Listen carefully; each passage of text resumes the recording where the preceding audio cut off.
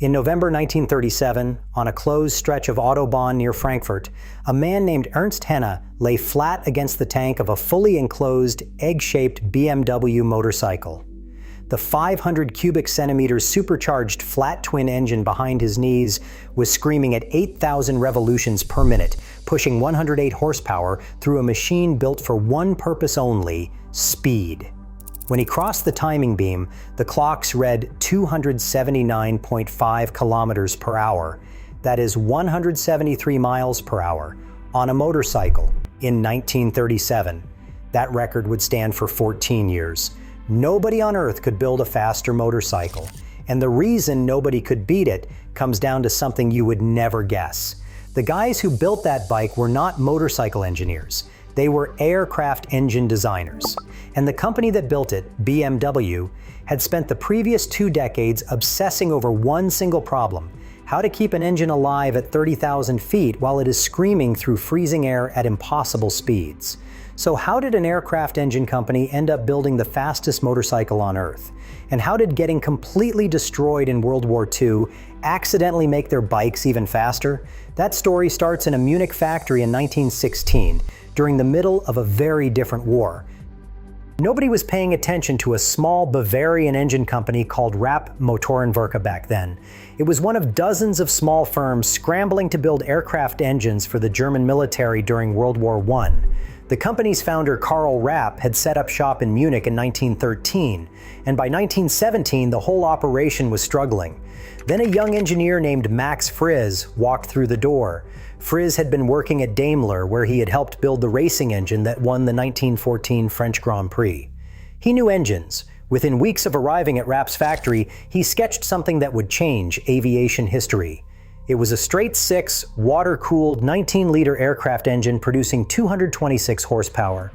But the real innovation was what made it different from everything else in the sky. Friz gave it a high-altitude carburation system that let pilots preserve full power at altitudes where every other engine was gasping for breath. That engine was designated the BMW IIIa, and it turned out to be one of the most important aircraft engines of the entire war. By this point, Rapp had left the company, and it had been renamed Bayerische Motorenwerke, BMW.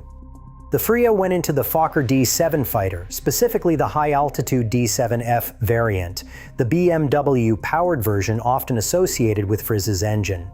These planes dominated the final months of the air war because they could fight at altitudes where rival aircraft were gasping for breath. About 700 IIIa engines were built.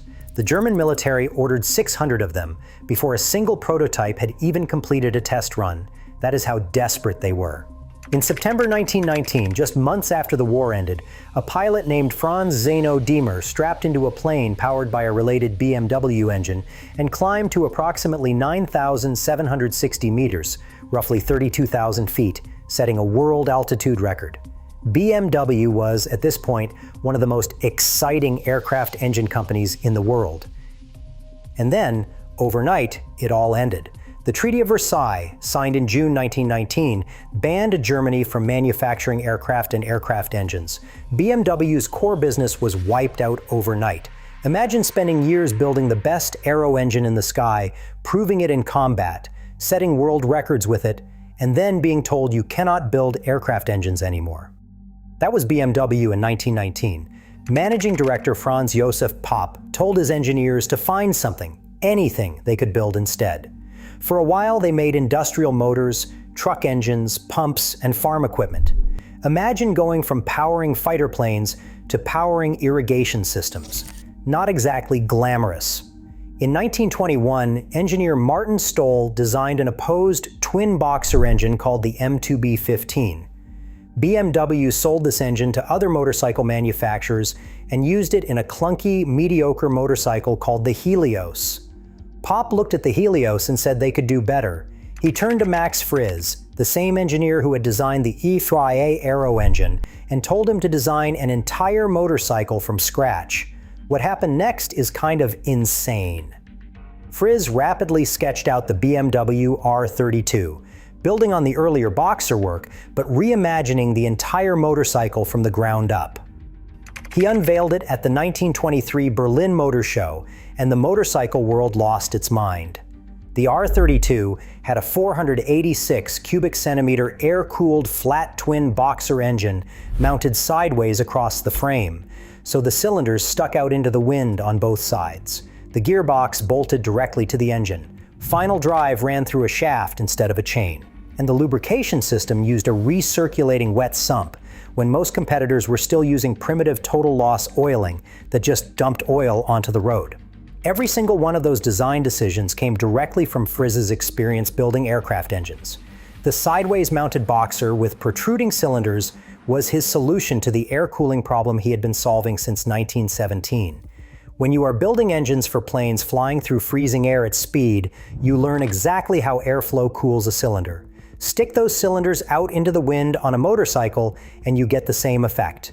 And here is the part that still blows my mind. Every major architectural choice Frizz made on the R32 in 1923 still echoes through BMW's Boxer motorcycles today, over 100 years later. Transverse boxer engine, shaft drive, unit construction. The DNA he pulled from aircraft engineering became the permanent blueprint for what a BMW motorcycle is. Through the 1920s and the 1930s, BMW expanded into cars, buying a factory in Eisenach that built a licensed Austin 7 rebadged as the BMW 315. They developed sports cars like the legendary BMW 328. But behind the scenes, something was shifting. Adolf Hitler's rearmament program was quietly dismantling the Treaty of Versailles restrictions, and BMW was being pulled back to what it knew best: aircraft engines. By the late 1930s, aero engine production once again dominated BMW's revenue. Two massive new factories were built with government money, one at Munich Allach, which today is an MTU aero engines facility, and another near Eisenach. In 1939, BMW absorbed Brandenburgische Motorenwerke, the Siemens subsidiary in Berlin-Spandau that built air-cooled radial engines. That acquisition brought BMW Germany's entire air-cooled radial engine expertise under one roof. It also brought them something else, a struggling jet engine project that would become the BMW 003. But the crown jewel of BMW's wartime production was the BMW 801. This was a beast, a 41.8-liter, 14-cylinder, two-row, air-cooled radial engine that powered the Focke-Wulf FW190 Werger, one of the most feared fighter aircraft of the entire war. When the FW190 showed up over the English Channel in late 1941, Allied pilots did not know what hit them. For a critical period, this plane outclassed every single Allied fighter it met. More than 61,000 BMW 801 engines were built by the end of the war, making it the most produced German radial engine of the conflict. Early versions pushed 1,560 horsepower. Later variants cranked that up to 2,000 horsepower. The 801 had two specific innovations that are directly relevant to the motorcycle story. First, BMW designed a 12-blade cooling fan mounted behind the propeller, spinning at 3.17 times propeller speed, or about 1.72 times crankshaft speed. Combined with an annular oil cooler integrated into the cowl ring, this system solved a problem that had stumped engineers for years: how to force enough air through a tightly cowled radial engine to keep it cool at high speed. That is the exact same fundamental problem Frizz had solved on the R32 motorcycle in 1923, just scaled up to insane proportions. Second, and this one is genuinely fascinating, BMW built something called the Kommandogerät. It was a mechanical hydraulic command device that automatically managed fuel flow, air-fuel mixture, ignition timing, supercharger settings, and propeller pitch, all from a single throttle lever. The pilot just moved one lever, and the Kommandogerät adjusted everything else. It is widely considered a mechanical ancestor in spirit of the modern electronic engine management unit. The ECU in your car? BMW was tackling that same problem in 1940, just with gears and hydraulics instead of microchips. While the 801 was powering fighters, BMW was also developing something even more radical. The BMW 003 was one of Germany's first operational turbojet engines. It was an axial flow design with a 7-stage compressor, an annular combustion chamber, and a single-stage turbine. Development had started before the war under engineer Hermann Oestrich. and the engine first ran on a test stand in August 1940. The 003 had a rough start. When two of them were fitted to a prototype Messerschmitt Me 262 in November 1941, both engines failed during the test flight. The plane only survived because it still had a conventional piston engine mounted in the nose. Production did not really get going until 1944, and while estimates range from around 500 completed engines to as many as 3,500 across all variants, relatively few ever reached operational aircraft. But the 003 powered the Heinkel He 162, which reached approximately 840 kilometers per hour in testing, and it went into variants of the Arado R-234 bomber. After the war, the 003 legacy spread everywhere. Hermann Oestrich led a team of about 120 German engineers in France who developed the Snecma ATAR jet engine, which powered French military aircraft for decades. Captured 003 engines were reverse engineered by the Soviets as the RD-20 for the MiG-9 fighter. The Japanese developed their own derivative called the Ni-20 for the Nakajima Kika. A single BMW jet engine project seeded military aviation programs across 3 continents. But this section of the story requires an honest reckoning with something dark. BMW's wartime production was not built by free workers. It was built, to a horrifying degree, by enslaved human beings. BMW began using forced labor in December 1939 and formally requested concentration camp prisoners from the SS in 1942. The Munich Allach concentration camp, a sub-camp of Dachau, opened on March 19, 1943 specifically to supply workers to the BMW armament factory next door. By late 1944, roughly 90% of the workforce at BMW's largest aero engine plant consisted of forced laborers, foreign civilians, prisoners of war, and concentration camp inmates. Camp populations at Allach reached around 10,000 by early 1945. The conditions were brutal: starvation rations, exposure punishments, beatings, and executions. This is an inescapable part of BMW's history, and since the early 1980s, the company has publicly acknowledged it, contributed to Germany's National Reparations Foundation, and incorporated this history into its museum. It would be dishonest to tell the story of BMW's engineering brilliance without telling this part too. By 1944, BMW's factories were priority targets for Allied bombers. On July 10, 1944, 340 American B-17 bombers attacked the BMW aircraft engine factory at Munich Allach, with 183 bombers hitting the primary target. Later that month, the 8th Air Force came back for another massive raid. Royal Air Force Bomber Command had already devastated central Munich the previous April. Across the entire war, Munich endured 74 air raids. When Germany surrendered on May 8, 1945, BMW essentially ceased to exist as a functioning company. The Munich plants were in the American zone, the Spandau works in Berlin fell to the British sector, and the Eisenach plant, which held all of BMW's motorcycle production tooling, engineering drawings, blueprints, and jigs that had been relocated there during the war, was now in the Soviet zone, behind the Iron Curtain. Gone. Because BMW was classified as an armaments manufacturer, Allied forces seized and dismantled everything. Machinery from the Munich factory was shipped to as many as 16 different countries as war reparations. Many of BMW's top engineers, especially the jet propulsion specialists, were taken to the Soviet Union, France, Britain, or the United States to continue their work. For 3 years, BMW was forbidden from building motor vehicles or aircraft of any kind. So what did they do? They made pots and pans. Managing Director Kurt Doneth convinced the American military to let BMW operate a salvage business. They melted down aircraft scrap, much of it aluminum from their own wrecked planes, and turned it into cooking pots, kitchen utensils, agricultural tools, and bicycle frames. Picture that. The company that built engines powering the FW190 was now making cookware out of the wreckage. You could probably have been making dinner in a pot that used to be part of a BMW 801 engine cowling. Meanwhile, something strange was happening over in the Soviet zone. The Eisenach plant, now controlled by the Soviet state-owned company Autowello, quietly restarted production using the BMW tooling that the Soviets had captured. They were building pre-war BMW motorcycles and cars, and still calling them BMW. For years, 2 separate BMW operations existed, one in the West making kitchen utensils, and one in the East making motorcycles and cars. It took until 1952 for BMW to win a trademark lawsuit, forcing the Eisenach plant to rebrand itself as Eisenacher Motorenwerke, EMW, and swap the famous blue and white roundel for a red and white one. In 1947, American occupation authorities in Bavaria finally gave BMW permission to build motorcycles again. But there was a catch.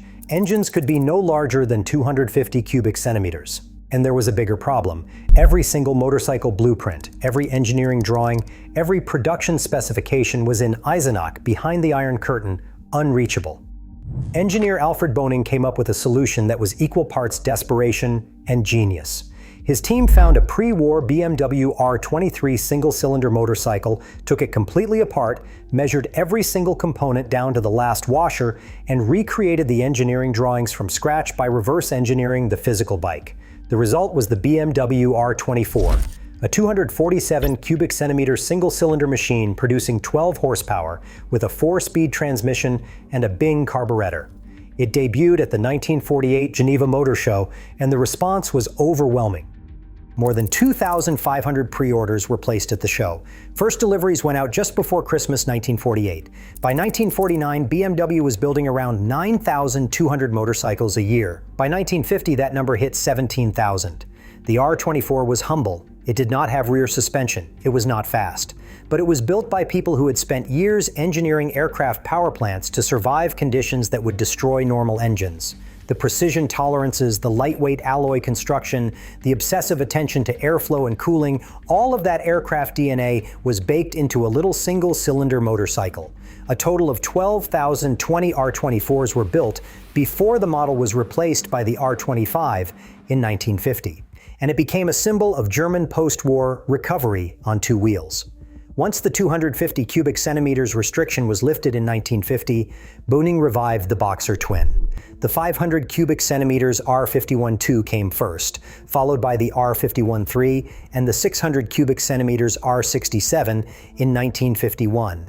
And then, in 1952, came the machine that proved BMW's aircraft heritage was more than just a marketing story. The BMW R68 was a 594 cubic centimeters Boxer twin producing 35 horsepower with an 8-to-1 compression ratio. It was the first German production motorcycle capable of 100 miles per hour. Only 1,453 were built, making it the rarest post-war BMW. And that 100 miles per hour barrier fell because BMW's engineers applied the same lightweight construction techniques and precision manufacturing standards they had perfected building aircraft components. By 1960, the R69S pushed that even further, delivering 42 horsepower and a top speed of 175 kilometers per hour, making it the fastest production motorcycle in Germany. Which brings us back to Ernst Henne and the speed records that made BMW's reputation in the first place. Henne started setting motorcycle land speed records on September 19, 1929, blasting down the Ingolstadter Landstrasse near Munich on a supercharged 750 cubic centimeters BMW at 216 kilometers per hour. Over the next 8 years, he set 76 world records. His machines kept getting faster and more aerodynamic, earning the nickname Henne and his EGG because of the all-white, fully enclosed fairings that surrounded him. The fairings themselves tell the aircraft story. BMW did not just bolt a bodywork shell onto a motorcycle.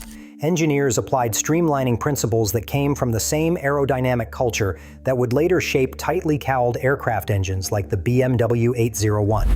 BMW engineers were obsessed with managing airflow around complex shapes, and that obsession flowed in both directions, from the sky to the road and back again. And that 1937 record of 279.5 kilometers per hour.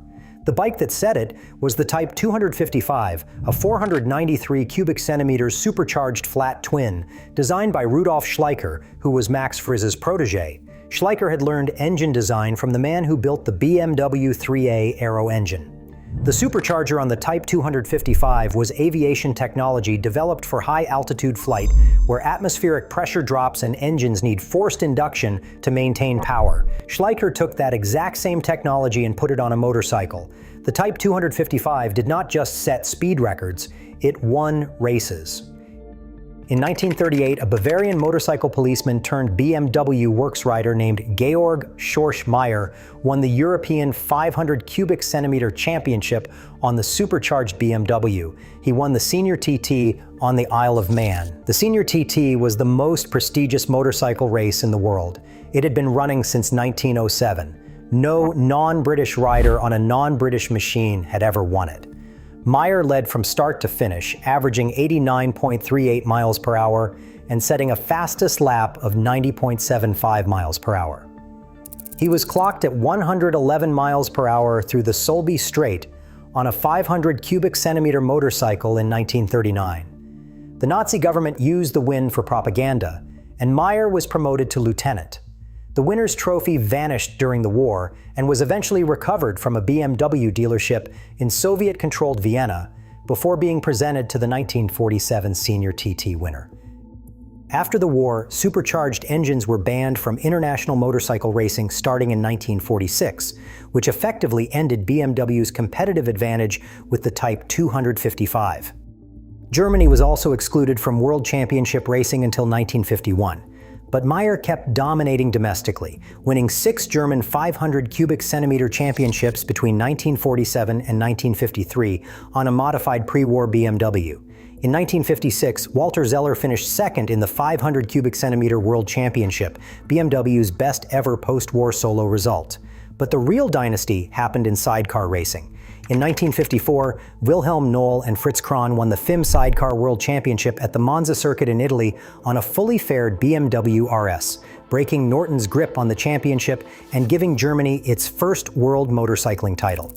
In 1956, Noll set a sidecar speed record of 280 kilometers per hour. What followed was one of the most sustained dominances in all of motorsport history. Between 1954 and 1974, BMW-powered sidecars won 19 riders' world championships and 20 manufacturers' titles. Noll, Faust, Hillebrand, Schneider, Fath, Dubel, Horner, and the great Klaus Enders, who alone took 6 titles, all rode BMW-powered rigs. For 2 decades, if you wanted to win the Sidecar World Championship, you rode a BMW. Period. And every single one of those championship-winning engines was a direct descendant of the Boxer twin that Max Friz, an aircraft engine designer, had sketched in 1923. The connection between BMW's aircraft past and motorcycle present isn't just some marketing story. BMW's aircraft engine background shaped the engineering culture behind its motorcycles, and you can trace the influence through specific technical disciplines. 4 disciplines crossed over from the sky to the road. AIR cooling was the first and most obvious. BMW spent decades mastering the art of cooling an engine without water jackets, from the air-cooled BMW 132 radial that powered the Junkers Ju 52 transport to the advanced cooling system on the 801 that used forced air through precisely engineered fin geometries. The transverse Boxer motorcycle engine, with its cylinders projecting into the airstream, uses the exact same principle. BMW's air-cooled Airhead Boxers stayed in production from 1923 all the way to 1995, when the oil-cooled R1100 series arrived. Aerodynamics was the second transfer. Henne's faired record machines and Noll's championship-winning sidecars drew from BMW's broader aerodynamic culture, the same engineering mindset that later produced the tightly cowled BMW 801 radial. Whether it was enclosing a motorcycle or shrink-wrapping a fighter engine, the challenge was the same: manage airflow around a complex shape without creating drag. That thinking shaped BMW's K1 Sport Tourer in 1988 and continues through to the S1000 RR Superbike bodywork today. Supercharging was the third. Every one of Henne's speed records and Meier's Tourist Trophy victory used forced induction, with Roots-type superchargers derived from aero engine technology designed for high-altitude flight. The principle that you could force more air into a combustion chamber to extract more power was standard practice in aviation long before it showed up on motorcycles. Precision manufacturing was the fourth. Aircraft engine production demanded tolerances and surface finishes that were far beyond normal automotive standards, plus extensive use of aluminum and magnesium alloys to save weight. BMW's motorcycle engineering increasingly reflected the lightweight alloy thinking of aero engine practice, and by the 1930s, those materials were standard across their range. Meier's tourist trophy-winning bike had a fully welded steel frame using taper and oval section tubes that legendary racer John Surtees would later describe as a work of art, and it was significantly lighter than the brazed cast lug frames used by British competitors. There's also a physical connection that almost nobody talks about. When BMW relocated its motorcycle assembly to the Berlin Spandau plant in 1969, it moved into the very same factory halls that had built Bramo and BMW aero engines through 1945. Motorcycles were literally being assembled in the rooms where aircraft engines used to be built. In modern times, that aviation to motorcycle pipeline is still producing results. After BMW introduced the S1000RR Superbike in 2009, Michael Dunlop won 3 1,000 cubic centimeter TT races on the Isle of Man in 2014, exactly 75 years after Georg Meier's historic win. And in 2023, Peter Hickman set the outright Isle of Man TT lap record at 136.358 miles per hour, or 219.4 kilometers per hour, on a BMW M1000RR. That's on public roads with stone walls, houses, and hedgerows inches from the racing line. Now, before we wrap this up, there is one last thing worth setting straight. The most famous myth in all of BMW history. You have probably heard that the BMW logo, the blue and white roundel, represents a spinning aircraft propeller against a blue sky. It is one of those facts that everyone knows. BMW literally started as an aircraft company, so of course the logo is a propeller, right? It is not. It is the Bavarian state flag. When BMW adopted the roundel in 1917, they took the circular border from the older Rapp Motor & Werke logo and filled the center panels with the blue and white quarters of Bavaria's coat of arms. BMW's own corporate history is clear on this. The propeller story only appeared at the end of the 1920s, when BMW's advertising department created a stylized image showing the roundel inside a spinning propeller. It was a marketing reinterpretation that stuck so hard that people have been repeating it as fact for nearly 100 years. The logo is Bavarian pride, not a propeller. But the myth worked so well because, honestly, it should have been true. BMW's identity is so intertwined with aviation that people just assume the logo reflected it. The real aviation legacy is not in the logo, it is in the engine. The Boxer flat twin has never left the BMW motorcycle range. Not once. Since Max Friz drew it in 1923, it has appeared in every single generation of BMW motorcycles. Through the wartime R75 military sidecar rig with its driven sidecar wheel and reverse gear. Through the post-war R24 and R68. Through the R100 RS of 1976, which pioneered the sport touring category. Through the R80 GS of 1980, which essentially created the adventure motorcycle segment. Through the air-cooled Airheads, the oil-cooled R1100, and right up to today's liquid-cooled R1300 GS. Every one of those motorcycles is, in its essential architecture, a direct descendant of an aircraft engine engineer's solution to the cooling problem he had spent a world war trying to master in the sky. BMW started as a company built to put engines in the sky.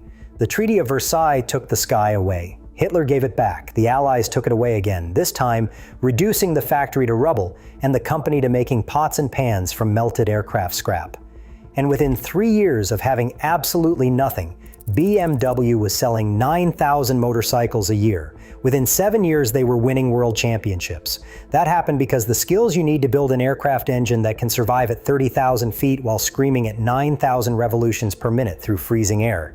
The precision, the cooling mastery, the weight savings, the aerodynamic understanding.